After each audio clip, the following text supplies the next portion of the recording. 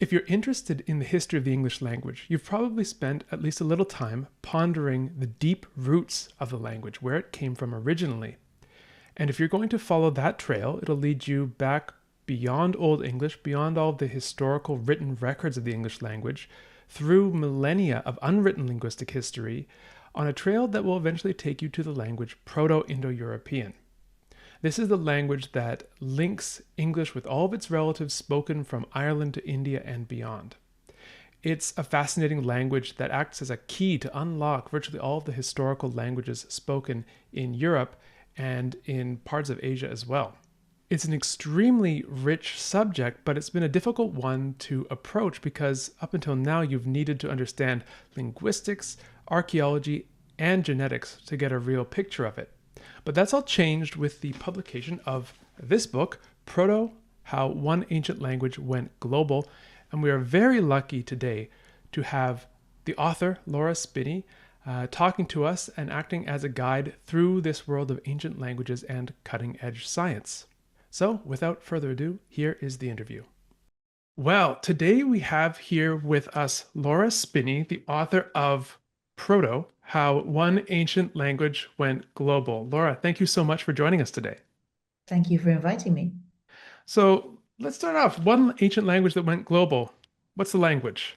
The language is Proto-Indo-European, so the name that we give to the hypothetical common ancestor of the entire family of Indo-European languages, which is the largest language family in the world today, whether you measure it by number of speakers or geographical range, spoken by nearly half of humanity as a first language. Do we speak one of these? We do. English So, is the Germanic branch. There are 12 main branches, of which one is Germanic. so from the perspective of someone who's grounded and knowing a little bit about the history of the English language, how does English fit into this whole picture? It's one of the Germanic languages, as you say, but how does that all fit together? Yeah, okay. So, I mean, you're the expert on Old English. English is one of the descendants of Proto-Germanic. So, the sort of common ancestor of the Germanic branch, which is one of the 12 branches that we think descended from Proto-Indo-European, and two of those branches having completely died out, having no living ancestors, those being Anatolian and Tocharian. So this brings us over a huge part of the world, doesn't it? If Enormous. how far do these Indo-European languages extend? Okay, so I think we have to make a distinction between their spread after 1492, which I don't go into in the book. And that's essentially when they leave the old world and spring into the new, in the age of empire and the age of colonialism, when there were ocean-going ships to carry them across the seas. So now the Indo-European languages are spoken on every inhabited continent.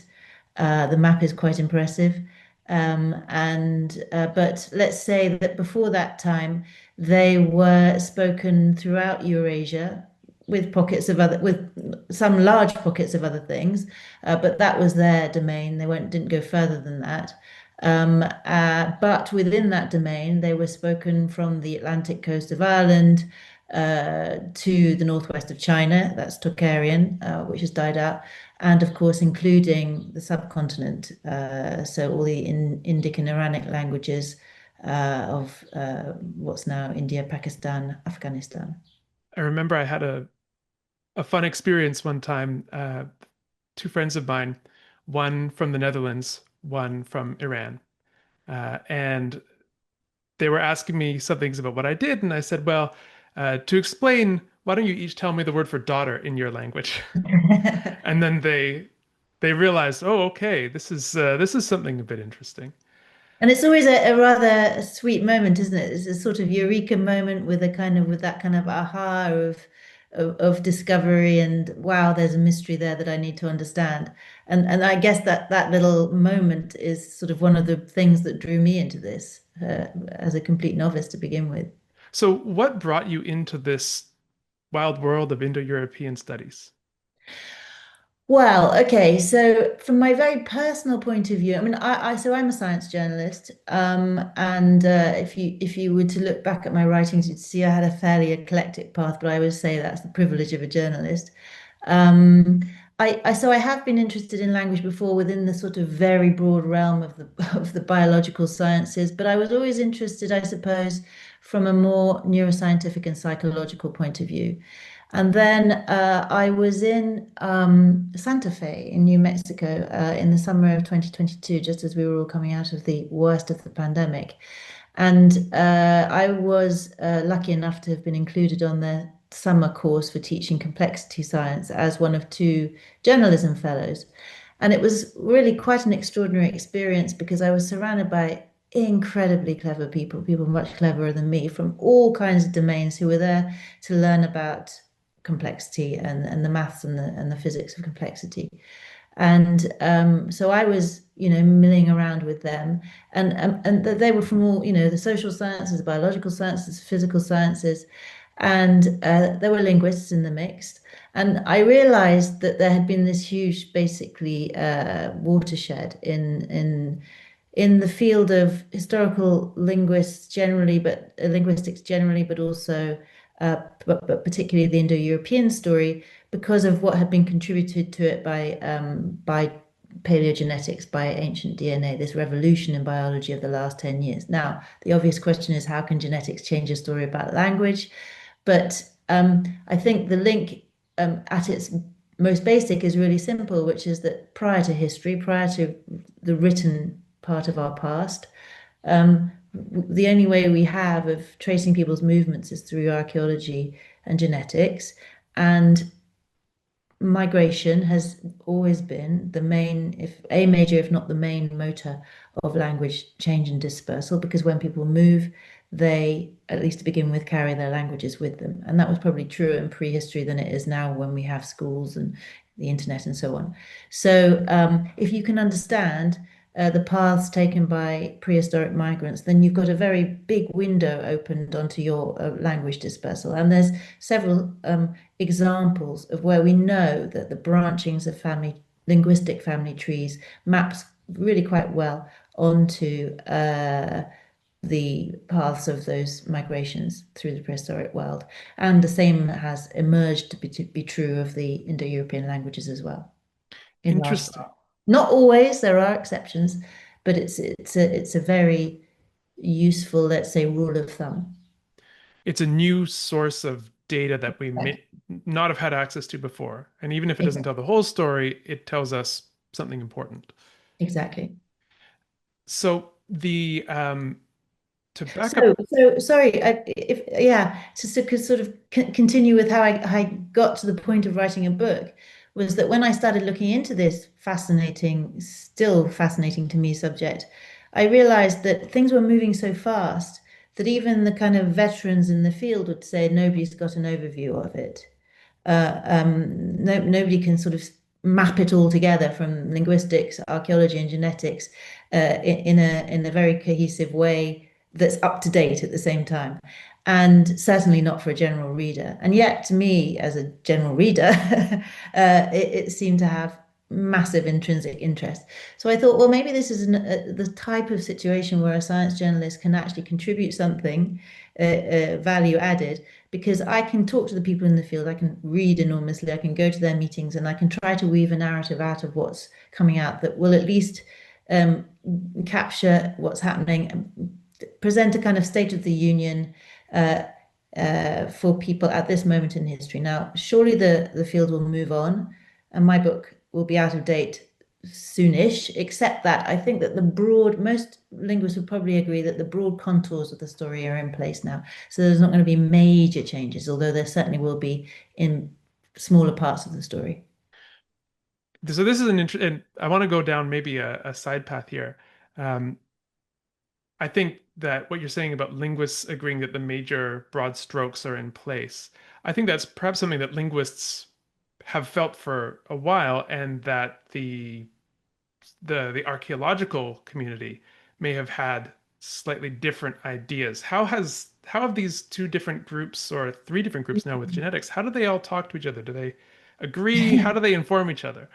I mean, okay, the first thing to say is they do talk to each other, don't always understand each other. I mean, the way I put it in my book is that they're barbarians to each other, where the original meaning of barbarian is sort of people who don't speak the same language, who, what they're saying sounds like baba or blah blah to each other. And I think there's a bit of that, that their definitions don't necessarily accord, um, and they're very much aware of that, but they also see the great value in having, as you touched upon, a new source of information. So two for each discipline, two other independent sources of data against which they can check their theories, test their theories. So they realize, I think, the value of this situation in its ensemble, even if they don't always understand each other. And sort of the most obvious way I can think of expressing how they don't necessarily speak the same language is in what they mean by identifying a human group. So archaeologists will identify a group or some kind of community that itself identifies as one through material culture, through the objects that they pull out of the ground, recurring assemblages of objects. So that's their sort of broad definition of identity. But archaeological cultures in that sense can rise and fall. They can vanish from the archaeological record one day, whereas the genes carried by those people will flow on. They might be diluted, they might be, mixed with other genes, but they're still there in some sense. So geneticists have a different concept of identity of a group. And linguists, a different concept again, because languages can change by descent vertically, but also by contact, horizontal contact between languages, as you know very well, borrowing and so on. So there are two ways there in which languages can change.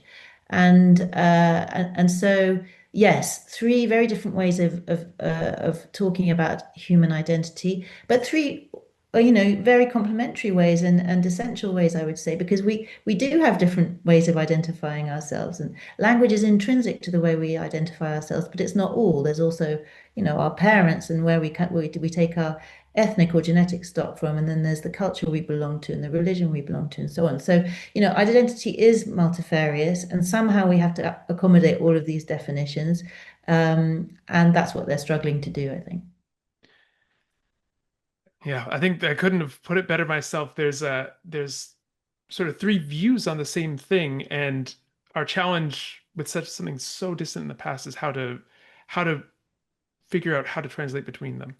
Yeah, and I mean, like, as I said, there's this kind of rule of thumb that migrants carried their languages with them, but they didn't always. Sometimes they abandoned them and took up the language of the place they were in, or there's many, many exceptions to this rule, and so there again you see this dynamic of the three can inform each other, genes, culture, and language, but they don't necessarily travel together, and that's essential to understand, and why I laid it out at the beginning of my book.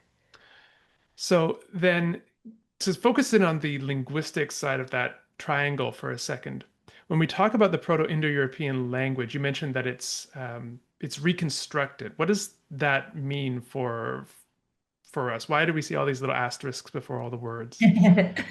Yes, okay. So Proto-Indo-European, as I said, is hypothetical because um, linguists assume that it existed, that a cluster of dialects, that belong to one linguistic identity. Of course, there's complications over the definitions of dialects and languages, but that they belong to this group that we call Proto-Indo-European. But that language was spoken, we assume, we know, long before writing, because there is no such language written down. The consensus would be that it's been dead for at least 4,000 years. And although writing was invented roughly 5,000 years ago, not in the part of the world where it was spoken. It got there eventually. It didn't take too long.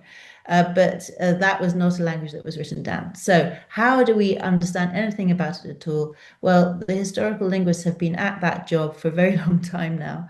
And they essentially do it by what they call the comparative method, which is where they compare related words, expressions, grammatical structures, and so on across languages from the same family. And because they know broad principles of how how branches diverge from a common ancestor, the sounds that differ between them. They can compare across those branches and try to reconstruct what the original form sounded like. That's it in a nutshell. Um, and doing this, they have elucidated some aspects of how that language worked, what it sounded like, and a sizable, although still skeletal, part of its vocabulary. So the you aren't going to go find a course on, conversational Proto-Indo-European. No, and to come to a point about the asterisk, because maybe we better explain, the convention is simply to put an asterisk before a reconstructed word to indicate that it has never been documented, that it is hypothetical. How hypothetical do you see these hypotheses? These hypotheses. We don't have direct evidence. These are ideas, these are theories about what may have been, but are they wild, speculative theories, or are they theories that have quite a lot of grounding to them? You mean about the reconstructions themselves? Yes. Yeah. Like there's a spectrum of certainty, I suppose. I mean, there's a the kind of idea is that the more cognates or related forms of a given word you find in different branches, the older it is, the more certain you can be that it belonged to the proto language, the parental language. Um, but how many branches you need to be sure of that, and what body of evidence you need to be sure of that, is contested, always has been. People argue over it. There's plenty of disputes. And there are some things which it's quite hard, which are relatively intangible and difficult to get at, harder than other aspects. So, for example, the meanings of words can, shrink and expand over time, and words can take on second meanings. The example I give in my book, which is often cited, is mouse, which English takes from Latin mus, and which originally referred to a small furry rodent, but now also refers to the device we use to move around our computer screen. When the Romans used it, they certainly didn't mean that. So, we have to be very careful in mapping back onto ancient times what the meaning of words from what they mean now.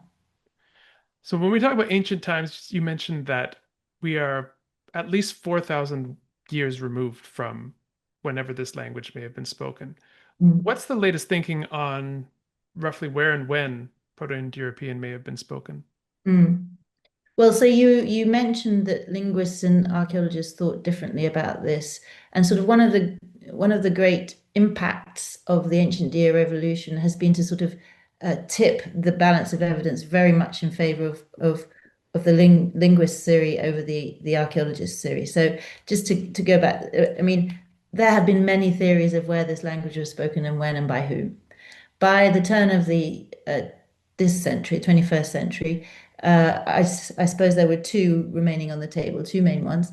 The first was that they were spoken in Anatolia, what is now modern Turkey, 8 or 9 thousand years ago, and that they spread out of there with the first farmers after the Neolithic Revolution, moving east and west as those populations grew and as they needed more land, and so they took their languages with them. The rival theory is one that's known as the steppe hypothesis because it places the homeland, the birthplace of the Indo-European languages in the steppe, north of the Black and Caspian Seas, in what is now Ukraine and Russia, 5,000 years ago, so several millennia later. And the idea is that there also, in fact, was a group of people who invented a very successful way of life, economy, and that this led to a population explosion again. They radiated east and west, took their languages with them, but at a later time date. Now, when the ancient DNA community showed in 2015 that there had been a very important turnover in the European gene pool around 5,000 years ago, that was taken as corroboration for the steppe hypothesis that there was a major influx of people into Europe at that time, also, by the way, eastwards in parts of Asia, and that this influx of people was a sort of genetic marker of the arrival of the Indo-European languages. So now the steppe hypothesis, I'd say, is definitely leading the game. The the Anatolian hypothesis is not dead, but the person who came up with it, Colin Renfrew, the Cambridge archaeologist who died only last year, himself retracted and said that his friend Maria Gimbutas, who's the most prominent uh, proponent of the steppe hypothesis in the 20th century, and his friend, by the way, he said that she'd been broadly right all along. Now, there are some parts of the story that are still not solved and that need to be ironed out, but that she was broadly right. And I think that that is also the consensus today. So we have according to the steppe hypothesis, we have the Indo-European languages sort of radiating out from this point north of the Black and Caspian Seas, and they radiate both west and east. What brings them? What brings these languages? Is it just people wandering? Is it search for resources? How did these spread? Yes. So um, there is good archaeological evidence of a population explosion amongst those people, but they were nomadic, so it probably wasn't on the scale of the farmers earlier who discovered this way of producing food that meant that a given piece of land could support many more of them. But it was a population explosion nevertheless, and so they did move east and west. We now have genetic evidence for that. But the conundrum when that was shown 10 years ago by two studies in Nature was how did they pull it off? Because precisely because there had already been this influx of farmers several millennia earlier, nobody denies that. So that's definitely true. The genetics also attests to that. There were farmers all over Europe. If we just focus on the western end of this for the moment, because it's difficult to talk about what happened both sides at the same time. But in Europe, the population of Europe is estimated roughly to have been about 7 million 5,000 years ago. So that's 7 million farmers, fairly settled in sort of villages and settlements and speaking completely unrelated languages, because nobody disputes that the farmers took their languages into Europe when they went 8,000 years ago, or starting earlier. But the steppe hypothesis holds that those languages were not Indo-European. So the Indo-European languages come in later with the steppe nomads, and they imposed them on those farmers. But how? They were numerically far inferior. I mean, the numbers are very, very vague, but the thinking is that they didn't number more than sort of several tens of thousands at the peak of the migration from the steppe. And by the way, the archaeologists are fairly convinced that the Yamnaya, which is the name of the archaeological culture to which those nomads belonged, probably didn't go further west than Hungary, the extreme western end of the steppe. So yes, their languages were carried further and their genes, but probably by their descendants. So how did they do it?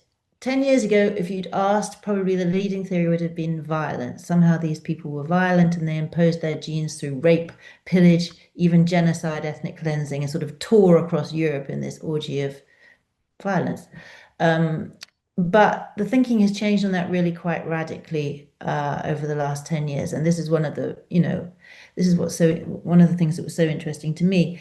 I think that, and it's changed on several fronts.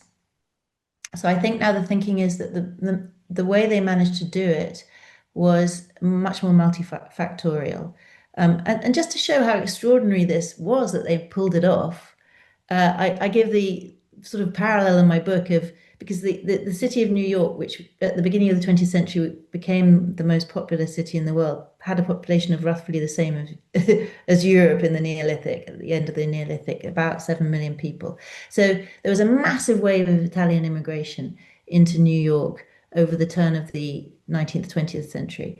And it's as if those people coming in, Italian speakers, managed to switch the whole of New York to speaking Italian, rather than what really happened, which is that they assimilated and learned to speak English. Of course, they probably kept their language at home, but they assimilated to the official national language of the town. And yet this is not what happened in Europe 5,000 years ago. Why not? So the multifactorial explanation implicates plague. We now know with quite a good deal of certainty that there were plagues roaring across Europe at that time. probably just before the arrival of the nomads, although it's possible that they brought the diseases or diseases with them. One of them was likely a form of plague, although there's a discussion also about whether how closely that disease resembled plague as we knew it in the Middle Ages, for instance, whether it was as deadly, how it was transmitted, and things like that. But anyway, it's likely that this plague or plagues affected the more sedentary farmers to a greater degree than the nomads coming in, who, because they lived with their animals and may even have brought at least some of the diseases, probably had developed or had had time to develop some kind of immunity to it. So that's one part playing into this, because obviously it's easier to impose your language if you're moving into empty, vacated lands and just settling them, and no violence is necessarily involved. The other thing I think that people have realized is that that turnover, while dramatic in the gene pool, took longer, at least in some parts of Europe, than had initially been supposed. So in Britain, it probably took up in excess of 12 generations. Now, if you imagine that length of time, we're talking sort of, let's say, 250, 300 years. In that time, you could easily imagine people trickling in, trading politely with the locals, not marrying for some time, then marrying, having children, and a much more sort of gradual imposition of the languages through without again without violence. Now, there are many other explanations that have been put forward, and all might be relevant, all might have had their role to play.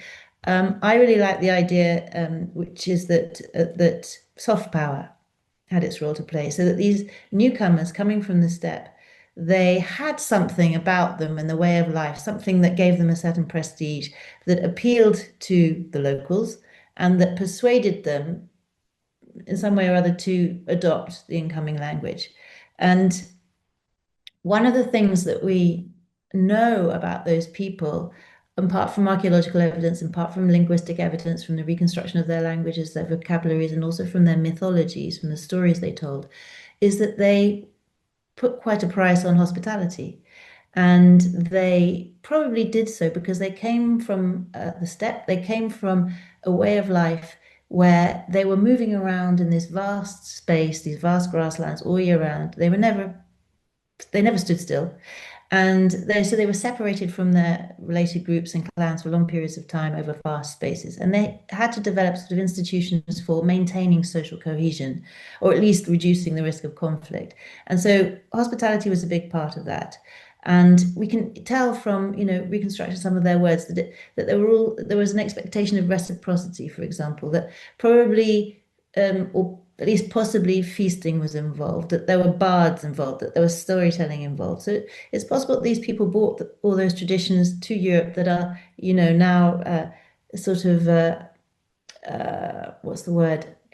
Preserved in the written cultures of later Indo-European traditions, the Norse traditions, the Iranic traditions, the Celtic traditions, feasting, storytelling, bards, drinking, but probably later on, probably not the first nomads. That's another thing we can explore if you're interested. So this idea that they were good at building alliances and at maintaining alliances. And if they married into and formed sort of military alliances with the local people, which the gene evidence suggests they did, then perhaps they drew them also into their hospitality, into their feasting, into their storytelling, and somehow through these happy meetings, the languages spread. Well, there's certainly something beguiling about the literature that they handed down. You Mm. know, things like Homer, or close to my heart, Beowulf. Mm. You see some of these traditions as they've been developed and elaborated and perhaps changed over the years, but there's still some very interesting archaic remnants that are very appealing. You know, Mm. the idea of the duty of the guest to the host and the host to the guest, the kinds of storytelling, the bard at the in the mead hall in Beowulf, all of these things um, Yeah, and are so interesting. The idea of in Beowulf of the bad guest. That this is, one of the worst sins you can commit, to be a bad guest and to not to follow the rules of hospitality. Some of the best literature is about bad guests, Yeah. right? The Iliad, the classic bad guest, Grendel's, as you say, another awful guest. Yeah. Um, And that this is one of the worst things you can imagine in an Indo-European tradition, one of the worst insults that you can make. And so even today, with our remove of thousands of years, these stories are interesting, and you can sort of see why the Yamnaya or their descendants may have had some sort of cachet. They may have Yeah, had and you some can sort of also cool see, factor. I think, you can see something much more basic as well, which is, possibly that's the first time we've illustrated it. It is how language and myth are themselves an archive of what happened in the past, even in the unwritten past. Should we talk about undying fame? Absolutely, yeah, absolutely. What would you like to talk about? Well, I'll introduce this because this is a really fun concept. This phrase that translates to undying fame or imperishable fame shows up in all sorts of different Indo-European descendant traditions in the poetry.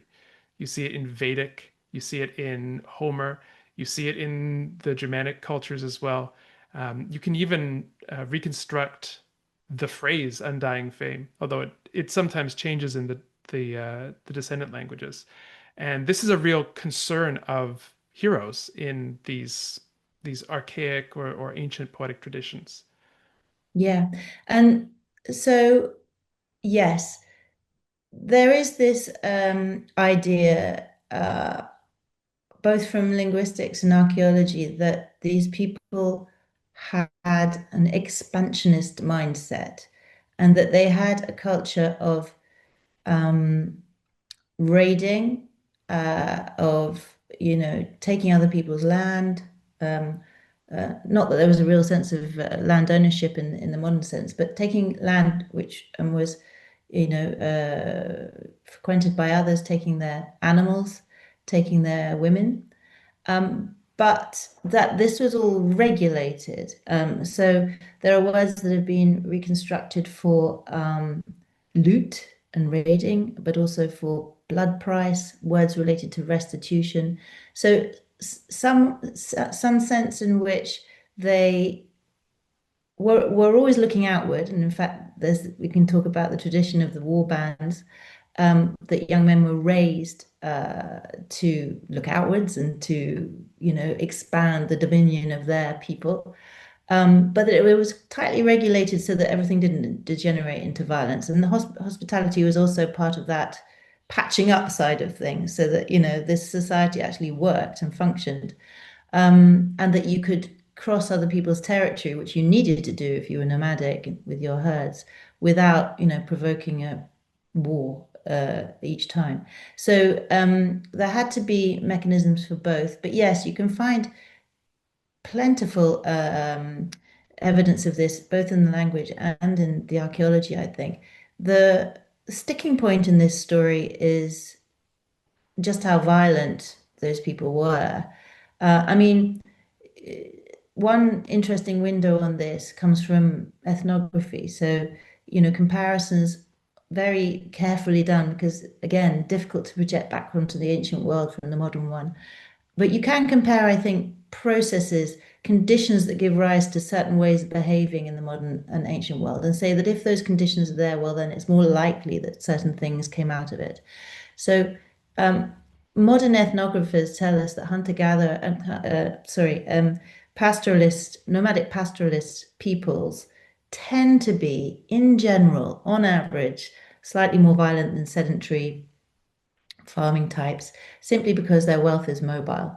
So they may have been violent in that sense, in that there was this constant sort of give and take and raiding and restitution and so on, all of which is coded for, all of which has mechanisms for resolving it. But they weren't violent in the sense that I said was discussed earlier, in the sense that they're going to come into Europe and commit genocide.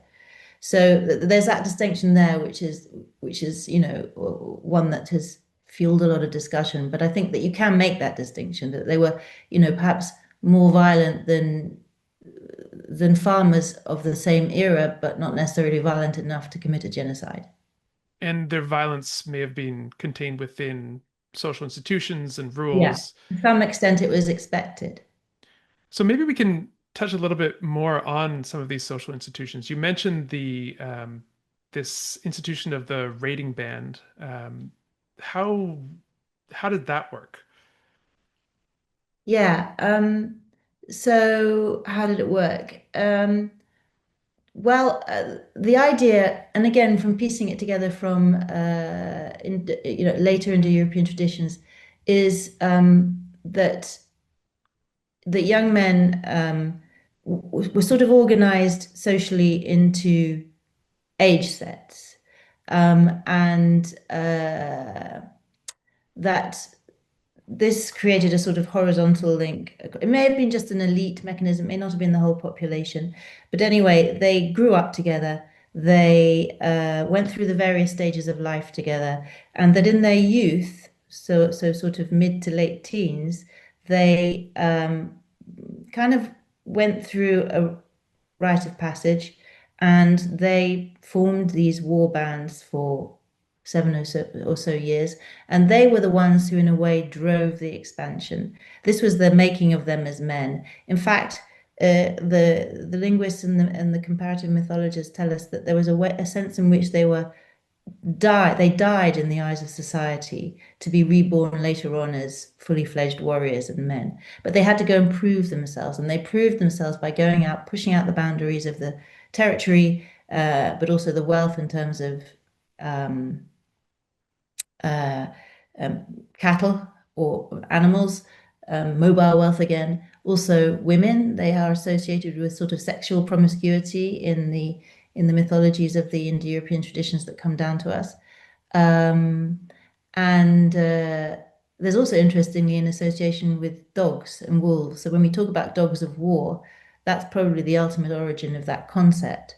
And there's even archaeological evidence of rituals that involved the sacrifice of dogs and wolves that may have uh, been the sort of marked the initiation of young boys into this phase of their lives.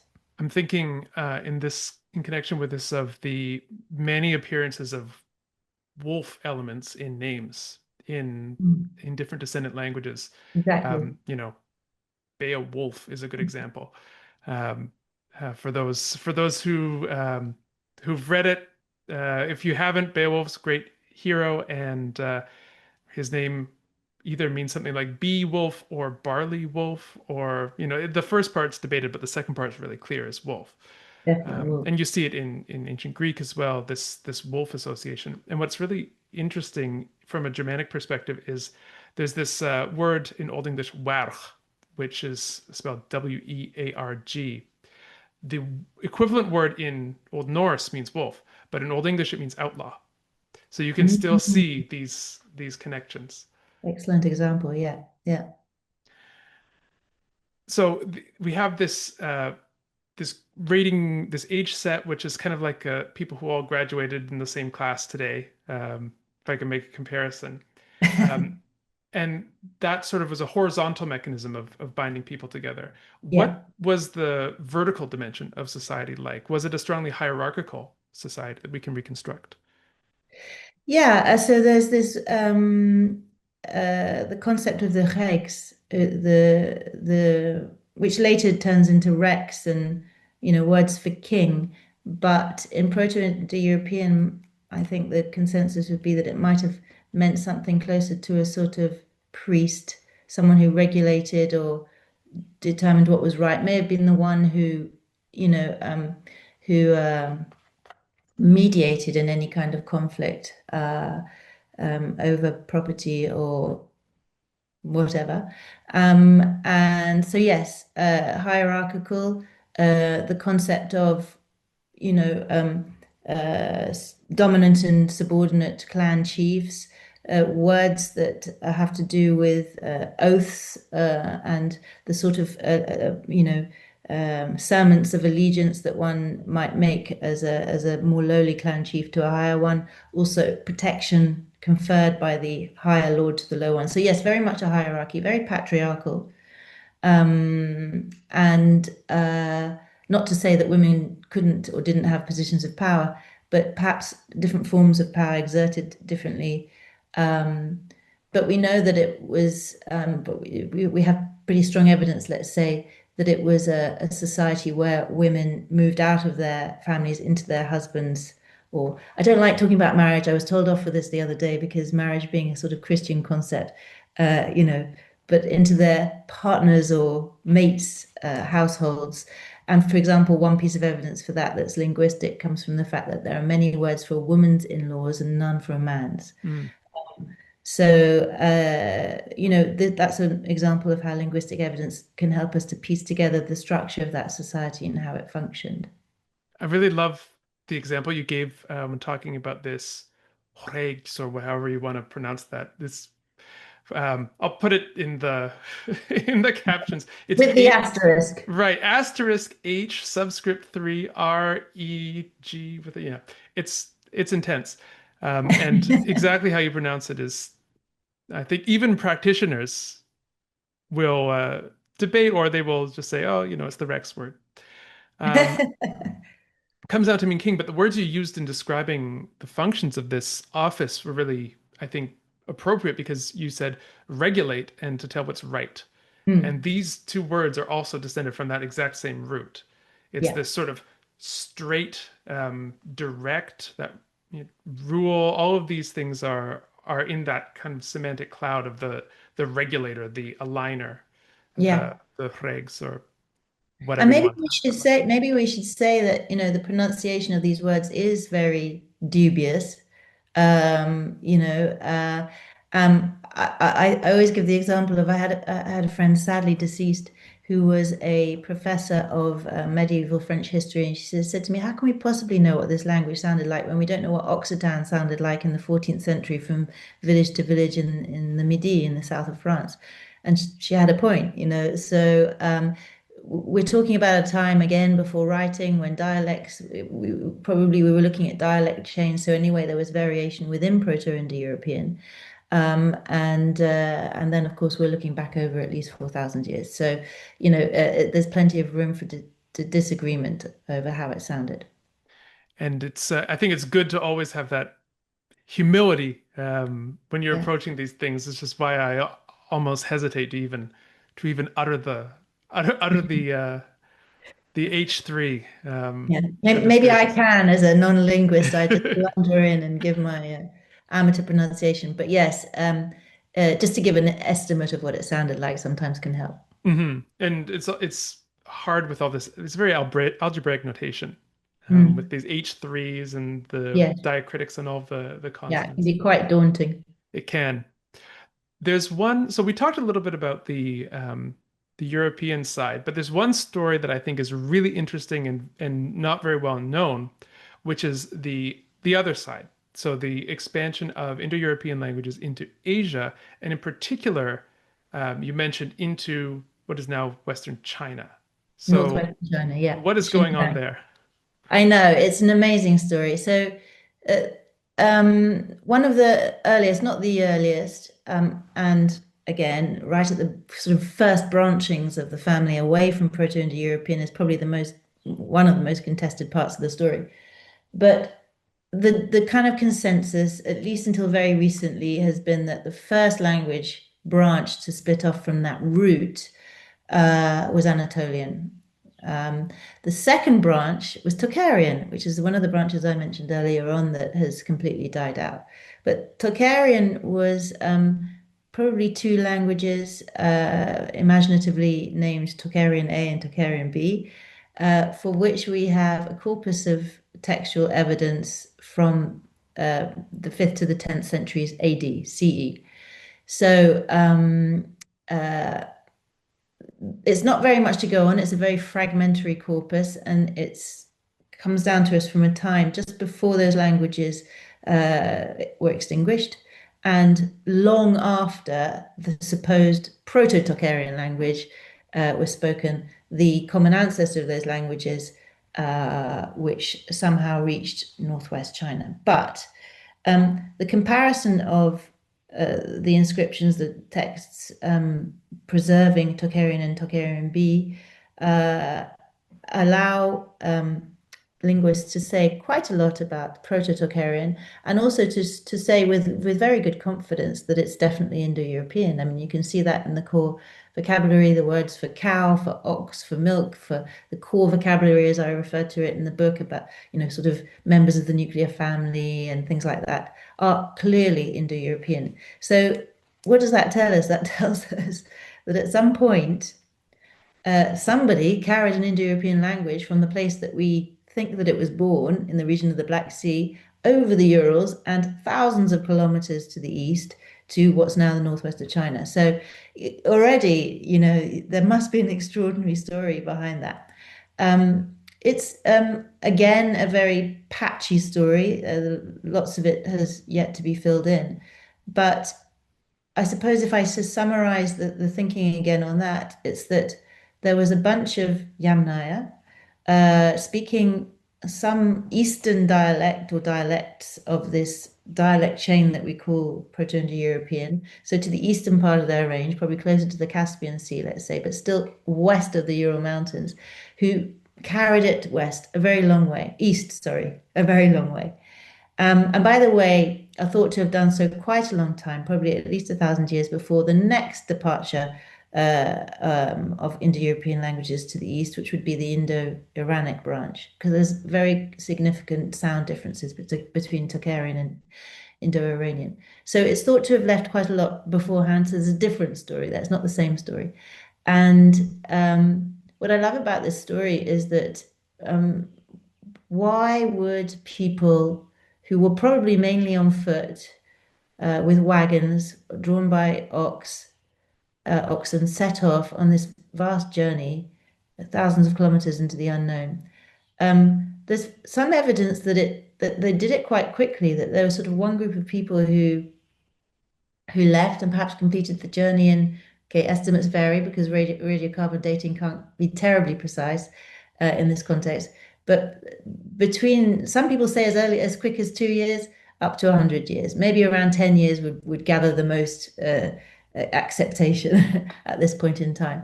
But we do know that there are cousins, not first cousins, but let's say perhaps second or third cousins buried at either end of that expansion. So in the Don Valley and in the Altai Mountains, 3,000 kilometers apart. So they must have undertaken that journey in quite in a relatively short period of time. Now, why would they do that? We don't know because they can't tell us and they never wrote it down.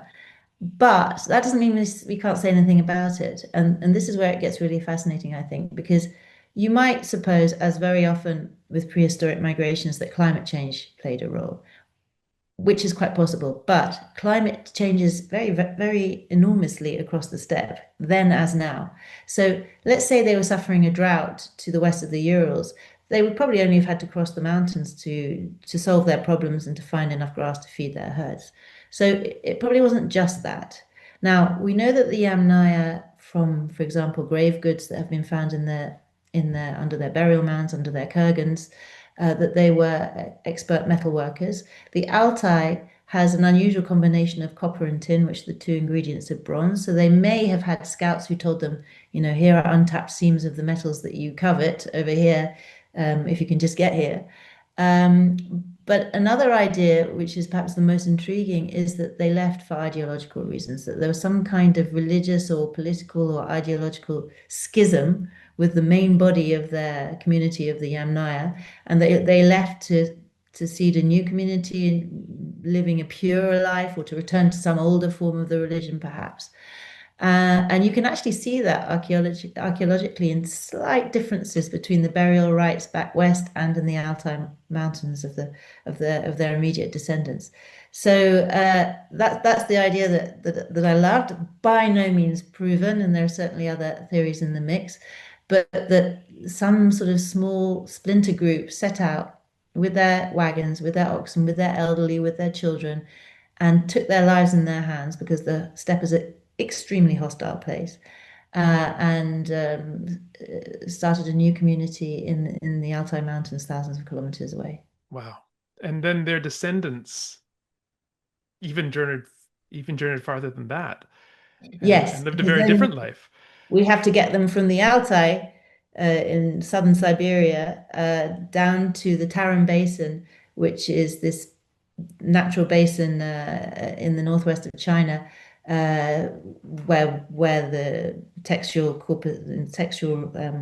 evidence was found, because basically the Tocharians were people who lived very much later. So the descendants of anybody who brought that language in, the distant descendants, they were people who built towns in the oases surrounding the Taklamakan Desert, which is in the middle of the Tarim Basin. And these were the cities, these cities were basically like pearls, if you like, along the silk routes, which bifurcated to go around the desert on their way from China to Europe. So that's who the Tocharians were in the Chinese equivalent of the Middle Ages. But who were they millennia earlier? They may have been nomads who came first to the Altai Mountains and then whose descendants migrated south towards the Tarim Basin. The full evidence trail is still lacking in parts. We haven't traced that migration all the way, archaeologically or genetically, but parts of it in place, tantalizingly. Yeah, that was one of, in my mind, one of the most interesting stories because you could imagine so many stories in the book because you can imagine so many human dramas, and yet there's so much Yeah. mystery as to how these languages got there and how their lifestyle changed so much and the language changed so much as well. Yeah, and also it illustrates, I think, how extraordinarily much you can say about these people without writing, while also, of course, being very uncertain about it. So we're reaching somewhat the end of our time. I want to take stock and ask you what do you think, where do you think this field is going now that you've immersed yourself in it for so long? What are the big unsolved questions that you think are going to be worked on over the next, say, 5 to 10 years? Yeah, so there's a lot of infilling to do within the kind of main contours of the story, that's for sure. And what do I mean by infilling? I mean, the infilling is already gigantic questions, as you will recognize as an expert in Old English. So, for example, exactly how the Indo-European language or languages that came into Europe then split into the Baltic, Slavic, Germanic, Celtic, Italic branches still has to be worked out in detail. And, for example, some say that there was an Italo-Celtic language that separated first from a Germanic language, and then the Italo-Celtic language split into two branches itself, and so on. But all of that is slightly up in the air still at the moment. In fact, there's papers coming out, as we speak that are going to, help shed light on those parts of the story. One on Germanic has just come out, I think. Has it just been published or is it still a preprint? I'm not sure. One coming on Celtic. So still exciting times. But again, not violating the step hypothesis, really, just filling, adding to it, adding more detail. Um, One of the big questions, I think, is the relationship between where does Anatolian fit in this whole story and what came before Proto-Indo-European? Because no language comes out of nothing. And there's a sort of jockeying around at the moment with different people using different tools, trying to work out what happened there at the beginning of the story, a bit like physicists trying to work out what happened at the birth of the universe, before the Big Bang. But it's a little bit uh, how do I put this? Semantic or terminological, but there are some people who say Anatolian wasn't the eldest daughter of Proto-Indo-European, it was the sister. But basically, whether it was the eldest daughter uh, um, or the sister, it doesn't really matter. It's something, there's a very close relationship there at the beginning of the tree. The details will be worked out, but I don't think they'll change the story enormously. Um, in terms of, in sort of more human terms, one of the questions that intrigues me is what prompted one community? Because we know that the Yamnaya right at the beginning, as early as we can see them genetically, they were very closely related on their father's side, the men were. So the chromosomes form a very tight cluster. So the idea is that there might have been some kind of brotherhood that left their ancestral river valley, somewhere around the Dnieper or the Don, or perhaps a bit further east, um, and adopted, embraced this revolutionary new way of life, becoming completely nomadic. Because previously their ancestors had taken their herds out of those valleys when they needed to because the grass was grazed down, but they always returned. So the valleys remained settled all year round. The Yamnaya took this transhumance to the next level and were nomadic all year round. So what made them, what pushed them to do that?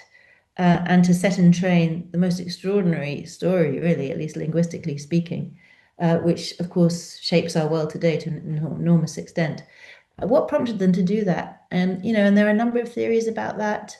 Again, maybe some kind of ideological schism, maybe some kind of institutional convention which was uh, known to those people, which is what happened in times of, say, famine or overpopulation or difficult circumstances where the safety valve was the Rex word says, right, you young men, you go off, you find new lands, you settle and you make a new life and relieving the pressure back home.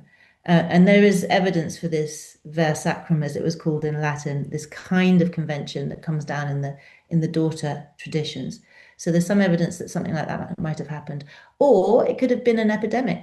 And this bunch, this brotherhood, were the only survivors.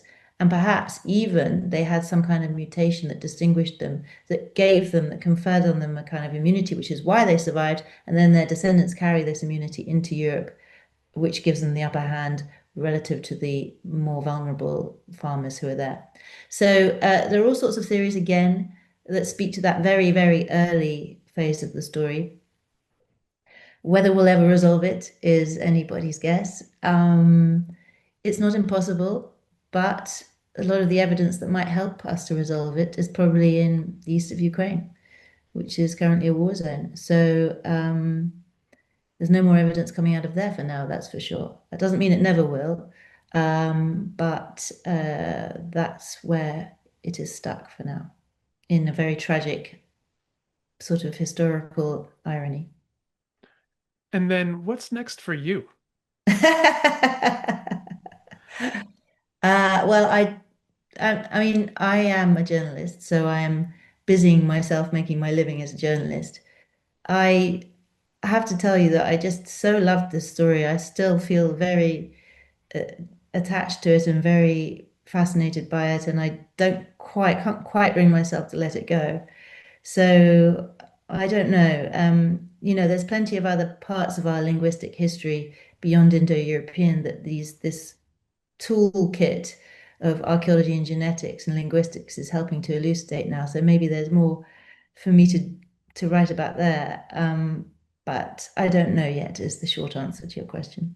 Well, if people want to check back later and catch up with you, where can they find you? I'm not going anywhere. I have a website and anyone can reach me through that. And we will put the link to that in the body text or the description, and so everyone can come up and see what you're working on next. Thank you, Colin. Well, thank you, Laura. It's been a pleasure. It's been a great pleasure talking to you. Great questions.